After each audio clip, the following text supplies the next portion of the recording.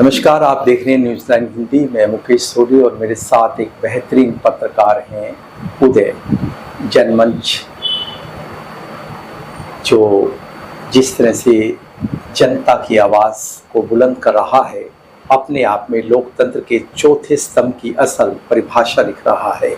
मेरे साथ है बहुत ही शानदार उदय, और उदय सूरज का होता है और सच में इनका नाम भी बहुत प्रासंगिक है, सार्थक है। चलिए चर्चा करते हैं। आज जिस तरह का चुनाव चल रहा है, आज शोर जो है बंद हो चुका है, अब वोट के शोर की जो है बारी है।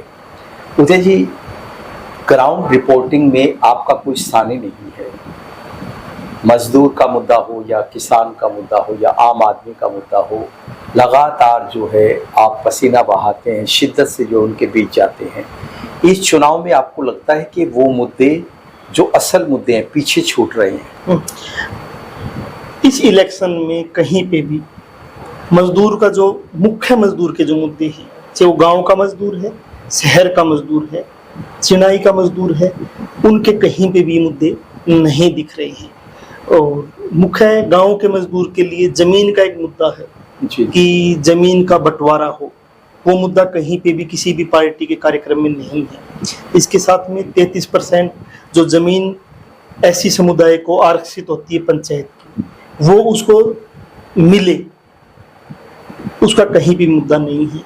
मजदूर के लिए इलाज का प्रबंध हो, वो कहीं पे भी मुद्दा नहीं है। मजदूर के जो दूसरे तीसरे मुद्दे हैं कि छत पे से पड़ के मर जाता है, उसका रजिस्ट्रेशन आयोग में नहीं हो पाता, वो मुद्दे कहीं पे भी विपक्ष की जो कांग्रेस पार्टी है उसके कहीं भी मैनिफेस्टो में वो मुद्दे नहीं आ पाए हैं। ऐसे ही शहर का मसला है, रहने के लिए जमीन उसको मिले, कहीं पे भी नहीं आए हैं। एक मैं देख रहा हूँ कि शहर में सफाई कर्मचारी है, सफाई कर्मचारियों को रहने के लिए कोई जगह मिले, उनके लिए कोई आवास का प्रबंध हो, कहीं पे भी मुद्दा नहीं है। कच्चे कर्मचारी जो लगे हुए हैं, सफाई कर्मचारी शिविर में घुसते हैं, मर जाते हैं, कहीं पे भी मुद्दा नहीं है। मजदूरों का मुद्दा इस पूरे चुनाव में कहीं पे भी उस प्रकार से उभर के नहीं आ पाया है जो आना चाहिए। ये बुनियादी मुद्दे नहीं है। फिर फ्लैक्स पे लिखा जाता है और लाउड स्पीकर में आवाज आती है कि हम सेवा करना चाहते हैं, तो सेवा तो फिर बची नहीं। सेवा एक शब्द है जी, जो लोगों को ठगने के लिए एक शब्द है कि हम सेवा करना चाहते हैं। जी। सेवा होती है फ्री में। जब आप विधायक बन जाओगे तो आपको सरकार की तरफ से 1.5 से 2 लाख रुपया इस बात के लिए मिलेगा कि जो जनता के टैक्स का पैसा, जो सरकार के पास पैसा जमा हुआ, उसको वापस जनता की जरूरतों की लगाया जाए। लेकिन सेवा कोई जिंदल परिवार से पूछे कि पिछले 20 से 25 साल में यहाँ आप विधायक रहे हो, 10 साल बीजेपी से कमल गुप्ता विधायक रहे हैं, क्या एक भी स्कूल अपने हिसार के अंदर सरकारी खोला गया है? कितनी शानदार बात कही। सेवा तो की बात करें, क्या हॉस्पिटल कोई बनाया गया है? जी। क्या जो सफाई कर्मचारी है उनकी कॉलोनियों के अंदर जो हालात उस टाइम थे उससे भी बदतर होते गए हैं, क्या उस पर आपने काम किया है? क्या सफाई कर्मचारी सीवरेज में घुसाए जाते हैं सुप्रीम कोर्ट की रोक के बावजूद, उस पर आपने काम किया है? जो जिंदल परिवार कहता है कि हिसार हमारा परिवार है, उस परिवार की आपने जो जमीनें थी, आप देखोगे कि गुजरी महल के पास जो सरकारी स्कूल होता था, उस स्कूल की लीज खत्म हुई, इन्होंने पार्क बना दिया, जमीन को हड़प लिया। ब्लैक मनी को व्हाइट मनी करने का एक बहाना है पार्क। ऐसे ही आपने वो अच्छा स्कूल बन सकता था, ऐसे ही कॉलेज बन जाता, बहुत बड़ा था, बहुत कुछ ऐसा कर सकते थे। लेकिन किया क्या है? सेवा क्या होती है? आपका 50 साल पहले एक हॉस्पिटल बना था, वो हॉस्पिटल आज भी वही है। उसमें चमकदार टाइलें तो आ गई है, लेकिन चमकदार डॉक्टर आप नहीं नियुक्त कर पाए। टीबी हॉस्पिटल की हालात देखोगे तो लगेगा कि कब ये बिल्डिंग धराशायी होगी, गिर जाएगी। धरातल पर काम नहीं है, धरातल पर काम नहीं है, और धरातल पर लोगों के मुद्दे भी नहीं है। हवाई जहाज दिखा रहे हैं, लेकिन जगह जगह सड़कें टूटी हुई हैं, सीवर के ढक्कन जो है धंसे हुए हैं और बड़े बड़े गड्ढों में तब्दील हो गई हैं। सड़कें जो है बहुत संकरी और छोटी हो गई हैं, निकले कहाँ से आदमी? गांव के अंदर जब हम बात करें, मैं अक्सर पूरे चुनाव को जब कवर कर रहा था मुकेश जी, तो मैं देख रहा था कि गांव में नेता लोग जाते हैं, कुछ लोग उनको माला पहनाते हैं, बिस्लेरी की बोतल रखी गई है, बिस्किट रखे गए हैं, किशमिश काजू बादाम रखे गए हैं। जी जी।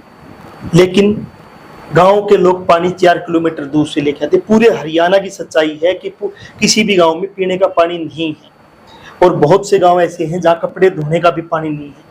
लेकिन नेता लोगों को 75 साल में शर्म नहीं आती है कि गांव में जाके कहते हैं कि हम सेवा करने आए हैं। आप 75 साल में बुनियादी पीने का पानी उपलब्ध नहीं करवा पाए हो, इसलिए आपको क्यों नहीं डूब के मर जाना चाहिए उस खारे पानी में। बहुत ही काबिल तारीफ बात कही, और एक ये ज्वलंत मुद्दा है कि जल अगर जीवन है तो वही चीज़ जीवन से दूर है और जीवन संघर्ष करने के लिए बाध्य है।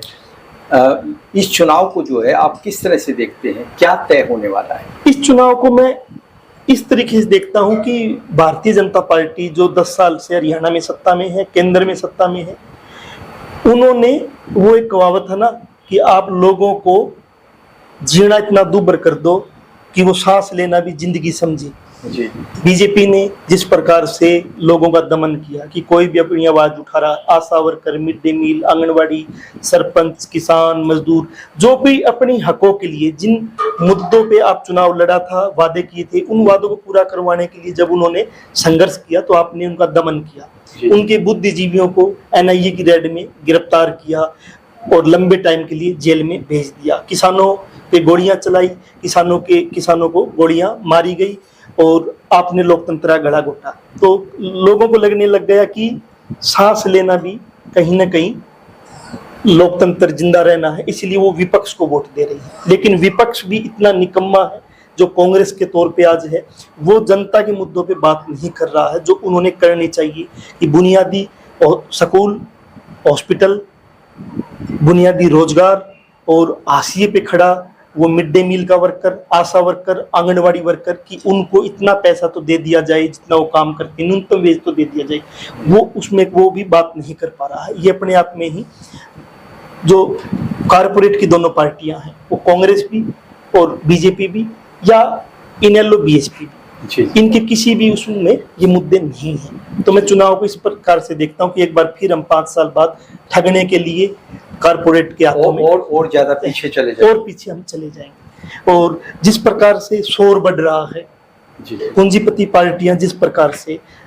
डीजे की कान फोड़ू आवाज, कान फोड़ने वाली आवाज डीजे की बज रही है, बड़े बड़े होर्डिंग्स छप रहे हैं, उसमें कोई किसी बस्ती से आया हुआ एक नौजवान जो 5 साल जनता के मुद्दे पे लड़ता है और वो सोचता है कि विधानसभा में जाके मैं इन मुद्दों पे आवाज उठाऊंगा और मेरे इस इलाके में शिक्षा, स्वास्थ्य, पानी का प्रबंध कर पाऊंगा, उसकी आवाज दब जाती है उस डीजे की आवाज में जो कारपोरेट का डीजे है, और बड़े बड़े जो होर्डिंग्स लगे हैं उसके पीछे उसका चेहरा छुप जाता है और जनता फिर एक बार कारपोरेट को ही चुन लेती है।